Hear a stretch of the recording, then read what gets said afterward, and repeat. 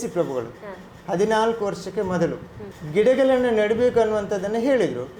ಆಗ ನಾನು ಅವರಿಗೆ ಹೇಳಿದ ವಿಷಯ ಏನಂತ ಕೇಳಿದರೆ, ಕದಂಬ ಗಿಡಗಳನ್ನು ನನ್ನ ಕೈ ಕೊಡಿ, ನಾನು ಆ ಗಿಡಗಳನ್ನು ನೆಡ್ತೇನೆ ಅನ್ನೋದು.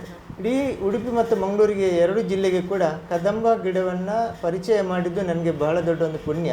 ಯಾಕಂತ ಹೇಳಿದರೆ ಕದಂಬ ಗಿಡವನ್ನು ನಾನು ಆಗ ಆ ಹೊತ್ತಿಗೆ ನಾನು ಅಧ್ಯಯನ ಮಾಡ್ತಾಯಿದ್ದೆ. ಆ ಗಿಡವನ್ನೇ ಇಡೀ ನಮ್ಮ ಜಿಲ್ಲೆಗೆ ನೆಡಬೇಕು ಅನ್ನುವಂಥದ್ದು ನಾನು ಸಿ ಪ್ರಭುಗಳ ಹತ್ರ ಹೇಳಿದ್ದೆ. ಆಗ ಅವರು ನನಗೆ ಬ್ರಹ್ಮವರದ ಕರ್ಜೆಯಿಂದ 900 ಗಿಡಗಳನ್ನು ತಂದು ನನ್ನ ಕೈ ಕೊಟ್ಟಿದ್ದರು. ಇಡೀ ಮಂಗಳೂರಲ್ಲಿ ನಾವು ಪಾರ್ಕ್, ದೇವಸ್ಥಾನ, ಮಂದಿರ, ಶಾಲೆಯಲ್ಲಿ ನೆಟ್ಟು ಅದನ್ನು ಜನರಿಗೆ ಪ್ರೇರಣೆ ಕೊಟ್ಟಿದ್ದೇವೆ ಮತ್ತು ಅದರ ಬಗ್ಗೆ ಅವೇರ್ನೆಸ್ ಕೊಟ್ಟಿದ್ದೇವೆ. ಈ ಕದಂಬ ಅನ್ನುವಂಥದ್ದು ಏನು, ಯಾಕೆ, ಹೇಗೆ ಬೆಳೀತದೆ, ಎಷ್ಟು ವರ್ಷ ಬೆಳೀತದೆ, ಏನು ಕಾಯಾಗತ್ತೆ, ಅದರ ಎಲೆಗಳು ಎಷ್ಟು ದೊಡ್ಡದಿದೆ, ಅದರ ಚಿಗುರಿಂದ ಏನು ಪ್ರಯೋಜನ, ಹೀಗೆ ಬೇರೆ ಬೇರೆ ರೀತಿಯ ಪ್ರಯೋಜನಗಳು ಆ ಮರದಿಂದ ಉಂಟು ಸಮಾಜಕ್ಕೆ, ಪ್ರಕೃತಿಗೆ. ಕದಂಬ ಅನ್ನುವಂಥದ್ದು ನನ್ನ ಜೀವನದಲ್ಲಿ ದೊಡ್ಡ ಒಂದು ಪ್ರೇರಣೆಯನ್ನು ಕೊಟ್ಟಿದೆ.